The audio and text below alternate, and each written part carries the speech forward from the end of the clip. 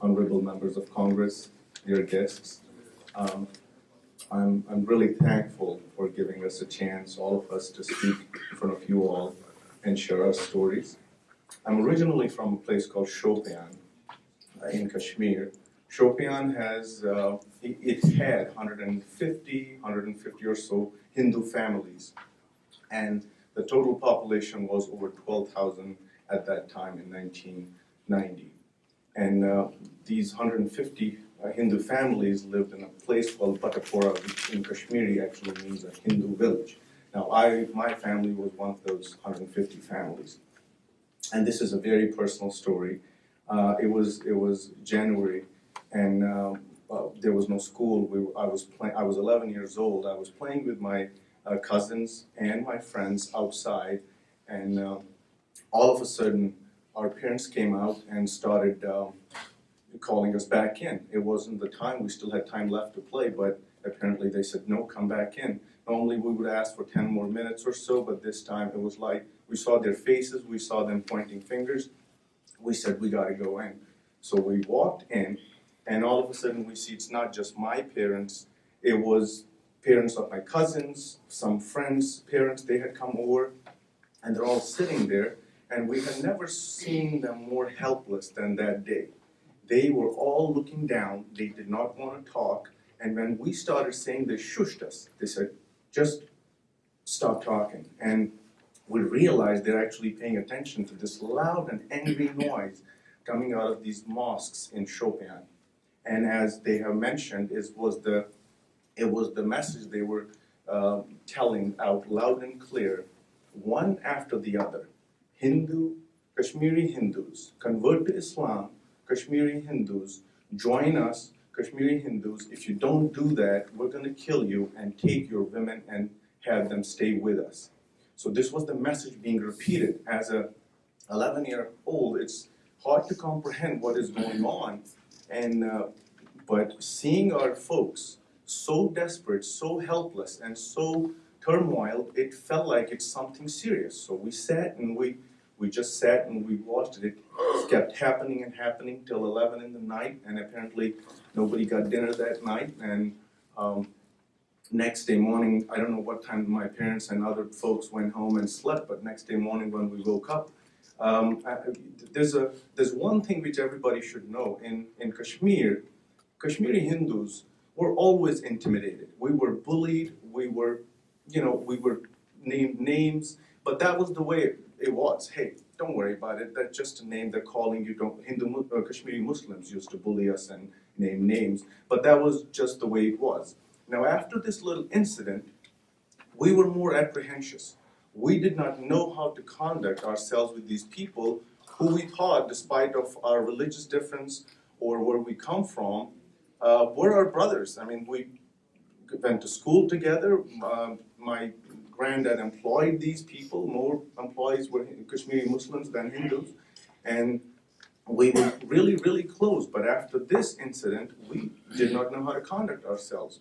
So, we would go out in groups. Our parents went to work. They also went in groups so that, in the evenings, we were not allowed to go out. In the morning, early, we were not allowed to go out. But that's how we conducted ourselves for the next few days. And then we felt like, okay, things are going to come back to normal. But apparently that was not the plan. Kashmiri Muslims had a clear-cut plan in mind to get Kashmiri Hindus out of there. So next thing what happened is, immediately after that, once Kashmiri Hindus were there, nobody left during that period.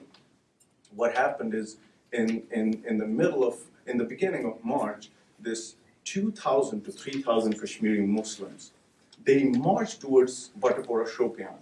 They had sticks in their hands, they had brooms in their hands, they had shovels in their hands, whatever they could get their hands onto. They had fire sticks in their hands, and they marched towards Batapora Shopian, loud and clear. You guys convert to Islam, or we are going to burn you in your homes and take your women away. Now, we were home, I was home, and we are listening to this, and they're louder than the loudspeakers. It's clear that they are coming to kill us. We did not know what to do. My mom was there. Again, the cousins got together. We had 5 or 6 families in that neighborhood were our cousins, friends, so we got together so that at least we felt safer when we were together. And my mom got hold of me, she pulled me and she hugged me. I will never forget that hug. It always brings tears to my eyes. And it felt like that's the last hug she's gonna give me. Excuse me. So I'm trying to console her. Mom, don't worry about it. It's just an event. Remember what happened last time? They were shouting in the mosque, and next day we went play cricket and everything was normal. Same thing. It'll happen today, and tomorrow we'll be back to normal. But she wouldn't let me go. She knew that this was dangerous. 2,000 people coming, marching towards 150 Hindu families. And there was nothing. Hindus were not violent. If we hurt somebody, we would run with a first aid kit. Oh my God, that person is hurt. Even if that was our enemy, that was our nature. That is still our nature. So we have no idea what to do. Even if we have weapons at home or whatever we had, we could not use them. We simply were just standing there waiting, we're gonna get killed. And apparently they kept coming, and they were getting louder and closer, and immediately there's a lot of noise, and all of a sudden my parents, they're trying to console us, and there was a Central Reserve Police Force battalion on a place called Nerdkadal. That was a little bridge between Shopian and Batpora, and it had around 25 to 30 army personnel that worked. They were armed, and they stopped these folks. They said, "You guys can't go past this point. Whatever you have to do, just shout your slogans, whatever you have to do, and go back. You can't go past this point." And they got really angry. They turned back. They burned down Public Works Department office, which it took years to build that office. It was a really nice office and had more employees, more Kashmiri Muslim employees than Kashmiri Hindus. It had around 90%. Then they went forward and burned down Girls' High School. That Girls' High School had 95% Kashmiri Muslim girls than Kashmiri Hindus, but they burned that down as well. So they were loud, they were clear, and they were angry. And as soon as they went back, the noise started getting a little less, and we kind of felt that maybe we have managed to escape this killing. Maybe we're not going to be dead today. And so finally the whole thing subsided. They went back because of this CRPF Jawans. Thanks to them, that is the reason the 150 families in Shopian, Kashmir survives. Some still got killed, which I will explain.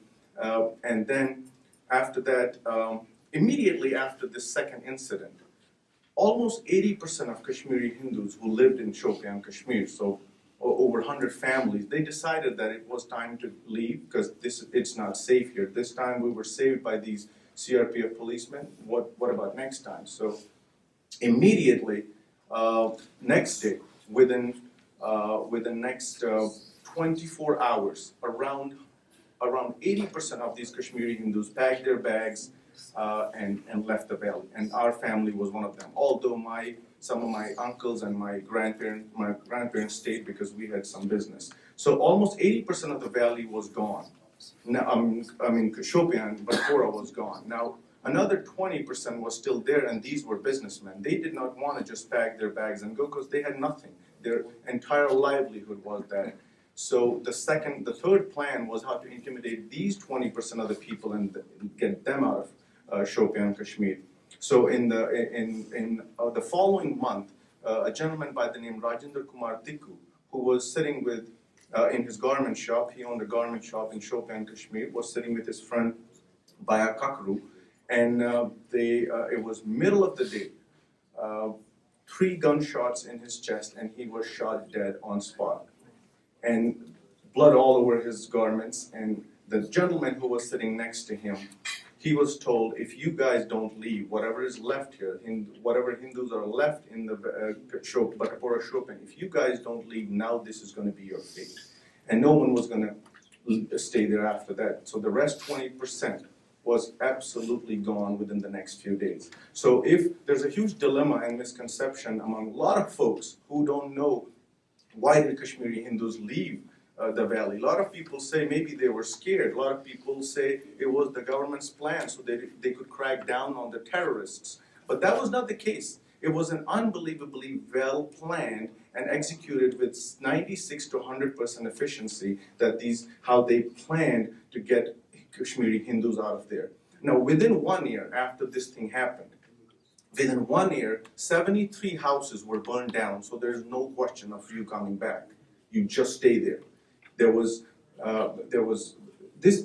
is a real story. That's what happened with us. I just want to add two facts to it.